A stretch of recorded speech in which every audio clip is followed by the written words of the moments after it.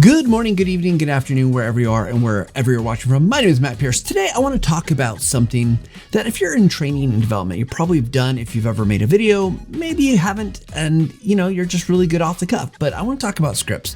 We've talked about scripts on the show before, of course, but I think it's always a topic I like coming back to. One is because, frankly, I'm making a lot of scripts right now, writing a lot, and it seems relevant to talk about the process, to talk about the things that I'm learning, things that I've experienced, and hopefully help you to make a better script. Now, let's be fair. The world of scripting has changed dramatically in the last couple of years with more and more AI. I think people are turning to AI, whether you like it or not. They're using it to help them to get to something, get past the blank page perhaps, or to even do it wholesale. In fact, I think about my own process, and there's lots of different AI tools out there. We've been using Gemini. One of my teammates, Danielle, she actually made a bot to incorporate a lot of brand information, stuff like that. Used ChatGPT before. All these things are great. And I think we have to let's acknowledge the bot in the room, that AI is a thing that can get you from start. It can do the thing, it can polish the thing, it can give you ideas, it can be a partner, it can be do the wholesale. Whether you like that or not, that's a whole other decision for another podcast about ethics of AI and everything like that. But we have to acknowledge it. But today's episode, we'll talk about AI, but I really want to focus on some process, some structure, things that I've been thinking about, particularly for learning videos. But if you're a marketer or others, stick around. There's some really great stuff here. I think the line between really good marketing and the line between really good learning is very, very close, if not just one big Venn diagram. And if you know me, I love a good Venn diagram. So let's start with your intro. Every video needs a starting point, right? And there's lots of ways to start. I start the podcast the same way every single time. Is that good? I don't know. Maybe it's not the best way to start. Maybe there are better ways to start than saying who I am, telling people good morning, whatever. I think the idea though is in most videos, learning videos or otherwise, you do want something to draw your learner in, that hook. And I've talked about this in other places, but that hook is really important. Why? Because it is the establishing thing. It's what sets up the learner for the opportunity to say, yes, I want this, or okay, here I am. I'm going to get this. And I think there's lots of things to think about. I think one is from a cognitive load perspective, a good hook. One, it connects, right? It's like it brings you in, but two, it can establish where you're going and what you're doing. So hopefully there's a start of a mental path for your learner to go down, that they're not like, what is this about? Why am I watching this? What am I trying to get out of this thing? Is this even relevant to me and to what I'm doing? So you've got some time. You got to move fast. You got to think about that. One thing I found, and this is where AI can come into play, is it can definitely help maybe ideate on some of those hook ideas. I do think there's an opportunity here to start creating your own kind of library of hooks, or as you go out and watch videos, how are people engaging you? What are they doing?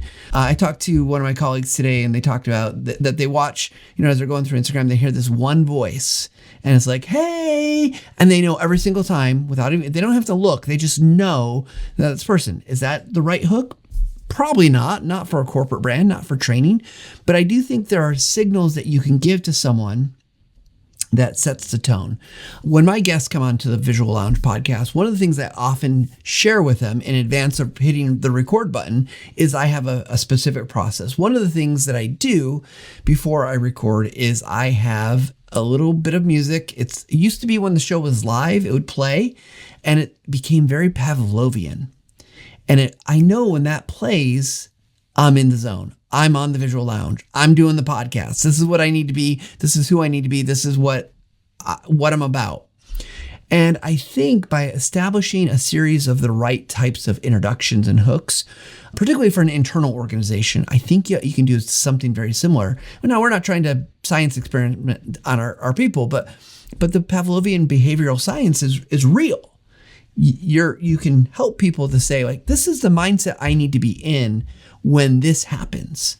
And then that hook, that little thing can be the thing that can help. And of course, you want to gain interest. Maybe you set up a problem for somebody, give them an unanswered question so that they're like, oh, Ooh, how do I do that? How do I make that change? I can imagine if you're an HR professional and you're doing something you want your staff to designate beneficiaries, for policies and stuff like that. You could say, what would happen if you were to pass away to all your insurance, blah, blah, blah, right? Like, it's not a perfect example, but you can see like all of a sudden like, oh, maybe I don't know, or I do know. And then I know what I'm like, okay, I know this. I know what I'm in for. I've set, but I think we can really start playing with the hook, and, AI again gets us past the blank page, use it as your kind of sounding board a little bit. But I think every video needs a good solid start. If you are starting with your company logo, I don't recommend it. You can obviously do whatever you need to do, whatever your company policy says. I'd push back against it. I would start with something that's going to be engaging, interesting, sets up the problem, sets up the opportunity, brings them along. If you're starting with music, that's fine. Music's not bad in the beginning. Just make sure it's not drowning out the purpose. Make sure you're taking that, think 6 seconds. You got 6 seconds to engage my brain. And internal training, maybe a little bit longer. External, it might be more like 3 seconds. So you gotta, you want to get into it. Next, in the scripting process, what I've been finding lately is that there are a variety of different structures for different types of videos. If you're making an ad, that's going to look very different than a how-to video. That's going to maybe look a little bit different than what I'd call marketorial, or something that's maybe a little bit more polished marketing, but it's also helpful. You might do a customer testimonial. You might be doing, a longer kind of training that's more like maybe a Zoom presentation, right? And what you want to make sure you're doing is creating a strong structure and flow. You want to make sure, and this is true for any training, whether it's a video or not, but you're thinking about, hey, I need them to do X, Y, and Z. What is going to be the logical progression to get them through that? And thinking about the words that you're using, thinking about the opportunities that you have, thinking about what's going to move them through. And if this is going to be a longer video, it's going to be longer than, 2 minutes. What's going to re-engage them along the way? So you've got your outline, you're starting to build that out and saying like, hey, I hooked them in the beginning. Now I probably need to give them a little bit of background information. You're going to have the debate with yourself. Do I provide the learning objectives, like what they should be able to do at the end of this? Maybe, depends on what you're trying to approach it with. Then your outline, maybe it's moving from 1 to 2 to 3, whether that's steps or whether that's concepts. Front load. Always front load your stuff that you really want them to know the best you can. We know if people are going to fall off, they might fall off at any time, but they might not look in the viewer analytics, but they might do this. They might just turn their head and be doing other work. And that other work probably is important, but it's distracting. I can't stop them. That's the reality of modern work. You can't stop somebody from being distracted. But what you can do is make sure they're getting the information in your outline early on, right? And so there are some opportunities there. Again, if we're talking AI, this is where you might lay out, hey, here's the 3 things I need them to learn. Here's my learning objectives. What are some ways I could structure that? Now, if you talk to Josh Cavalier and other AI people who are much more expert than I am, you give them the AI a role. Hey, as an expert instructional designer, you might want to give them some context, the opportunities, like what are all the stuff that's going to help them, and really start to frame that in. What I've found is, and I think I've talked about this, but just getting questions, asking the AI to ask me more questions so that I have to answer it. And as I answer it, we're building a body of knowledge to then flesh out that structure and that outline. But I think, again, a good hook, you don't have to write it first, but that's got to be the first thing in your video. Come up with that structure. What are the things that we're going to go through? And maybe you're moving things around again, because maybe you don't want to quite reveal the ending. You're building a little bit of mystery, but you want to make sure it's clear and easy to follow. In the video viewer study, over and over again, over the many years that we've done it, it's videos that are easy to follow are the ones that people want to watch, particularly if it's a how-to. If you've ever watched a how-to video and you found it difficult to follow along, that's a problem. That's not just a little problem, that's a big problem. I recently, building some furniture, not handmade by any means, but like just putting together some furniture, I should say. And I appreciated a video I watched because it did give me some step-by-step. But I made a mistake early on. you had to put on like this bar and, get it aligned up. And so that you could put the screws into your wall. It's what anchored your furniture to the wall. And I watched the video. I watched it a couple of times just to make sure I understood everything. And as I was doing that, I anchored it, put them in my anchors. And I realized one thing they didn't point out is that you had to, even though like you just looked like you kind of set it in there against the back cabinet and, it had some notches for it or whatever, you actually had to lift it up a little bit so it could align with the holes that are on the side of the cabinet so it would hold it. And I missed it. They didn't say anything about it. There wasn't a notice about it. And that was frustrating to me because I ended up having to drill another hole, which I didn't like. I don't want to have to put another hole in my wall and put an anchor in, things like that. So, make sure you're going through that process to make it easy to follow along and that if there's steps, you're not missing those things. You might even start with kind of where level setting, like, hey, in this video, after you get through your hook, here's 3 things that you need to know. If you don't know these 3 things, make sure they're level set, right? We want them to connect with these things and you move them along. There's some emotion there in training. You want to help them feel, but obviously there's a lot of different areas of how you might approach that, depending on your culture, depending on what type of video it is, things like that. But you want to make sure you're helping them to move along. So we've got our outline, we've got a hook. Obviously, we need to start thinking about like outcomes. If we are not already, your outline should be getting in outcomes. And so I think the next thing we think about, particularly again, we're writing a lot of marketorials, is once we've got that kind of outcome and outline, we're starting to think like, hey, what's coming for them? Like, what should they be able to do? Are steps clear? Then really spelling that out, like writing out the script. Now, again, this is a chance, maybe AI could do that for you, but like I just worked on a script today, in fact, that we used AI, and what it really needed, it needed a human. It needed someone who could understand the nuances of the product. It could understand things that it just maybe doesn't know because no one told it, and I didn't want to necessarily tell it all those things. It also could understand maybe the bit of the tone we are going for. A little bit different in the script. I won't talk too much about it, but it was like, it wasn't just a traditional, like, in this video, we're going to talk about blah, blah, blah, blah, blah. And so there was some nuance to the tone that I just didn't understand. Again, doesn't know all things. They couldn't read my mind, but I could spend the time massaging, fixing, changing, rearranging in a way that allowed me to get those key ideas across. And so I could segment things a little bit better. I could provide a little bit more nuance, a little bit more context, and even a little bit of, honestly, what I think was funny, AI didn't know, right? So I think you just have to be thoughtful about those things as you're building out and working to that, like, yep, here's the step 1, step 2, step 3. Another key thing is always follow along, like do your homework, go through the steps. Did this do the thing that I expected? Was there anything that I had to do that I didn't mention? Remember moving the bracket? That's really important because sometimes we know, particularly I work for software companies, so I know the products fairly well. And there are things that I have just stopped thinking about, just steps along the process that I don't think about, that it's like, I didn't even think that I had to do that step. Someone new would maybe not know or catch on to the fact that I had to do that. So you're working through that process, you get that all put together and you're getting your detailed instructions in place. And then there might be other things that you're adding in during this time. You're adding the value statements, the motivational statements, the things of purpose, like, if someone's going to be learning to use a new system, train them how to use the new system, but what's in it for them? The WIFM we talk about in instructional design and learning, what's in it for them or me, WIFM. It's one of my favorite acronyms of all time, just because it sounds so great, like WIFM, and people get it, right? You get it. So you want to make sure, again, that you know, and you're laying that out for them. Don't assume they know. Don't assume they've been in the conversation. Don't assume anything about that.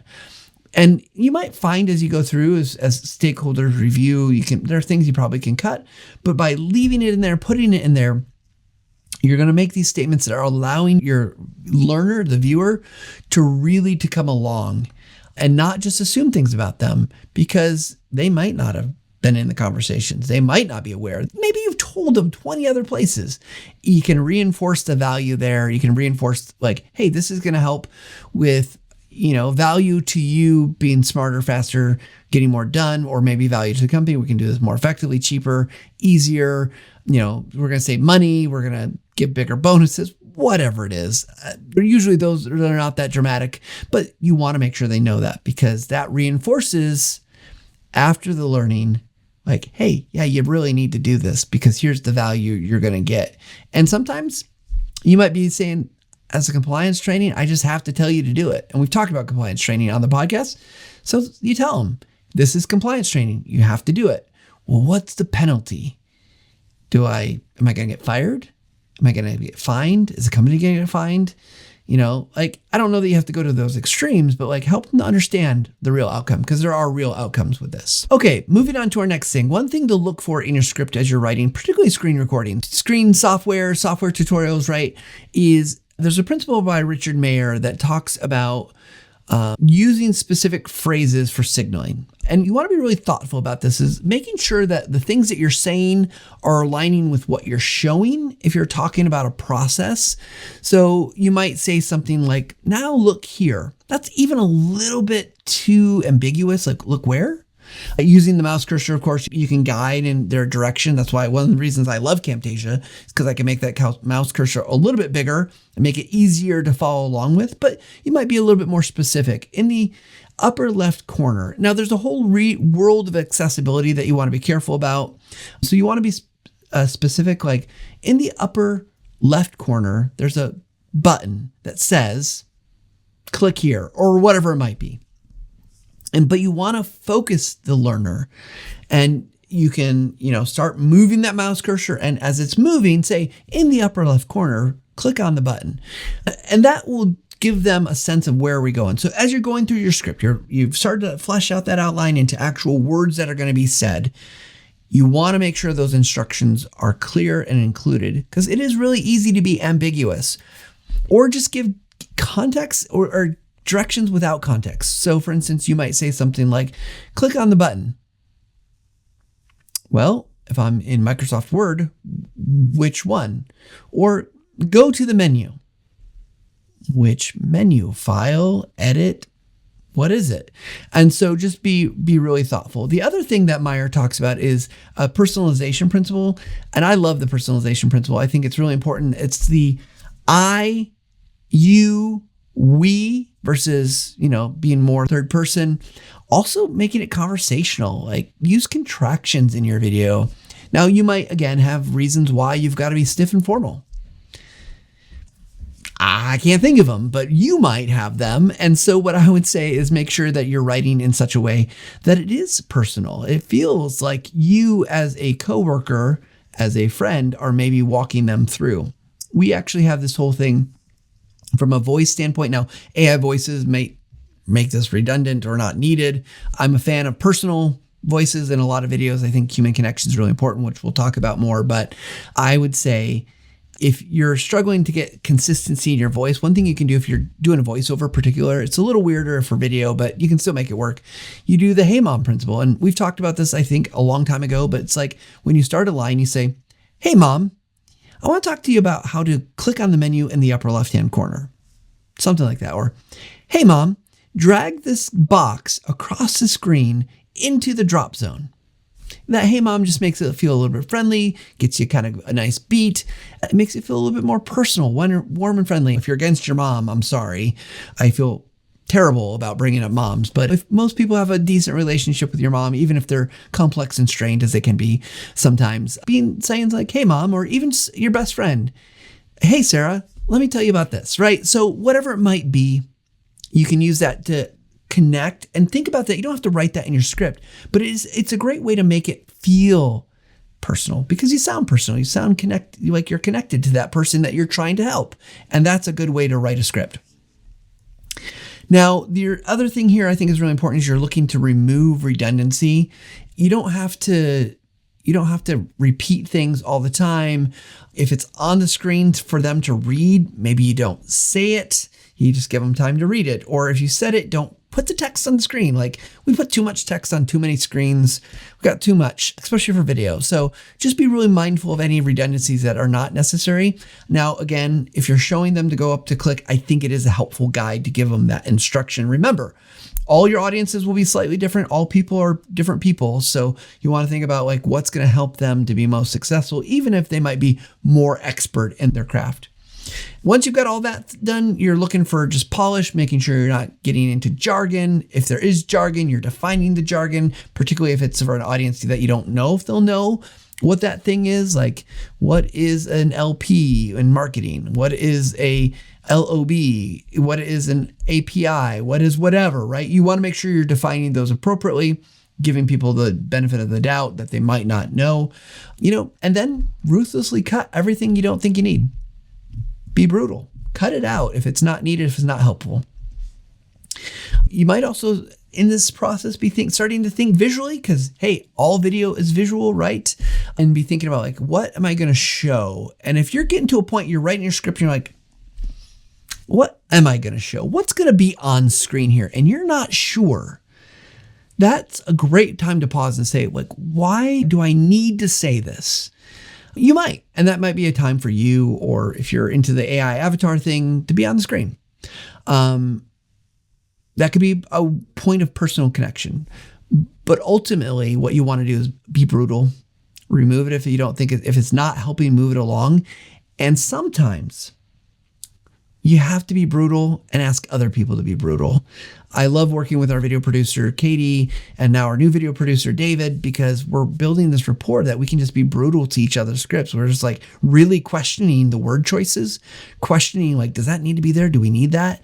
And it is making me a better writer and a better video creator. So find that person, even if it's not the final stakeholder. Your stakeholder is probably going to be brutal. Hopefully they're going to be brutal in the right ways. So just keep working on that and make sure that you're thinking about those visuals. So, okay, we've talked about a lot of these processes in the script. At the end, make sure you've got some kind of call to action, steps to take. What's the thing that they're going to do? They watch this video, therefore what?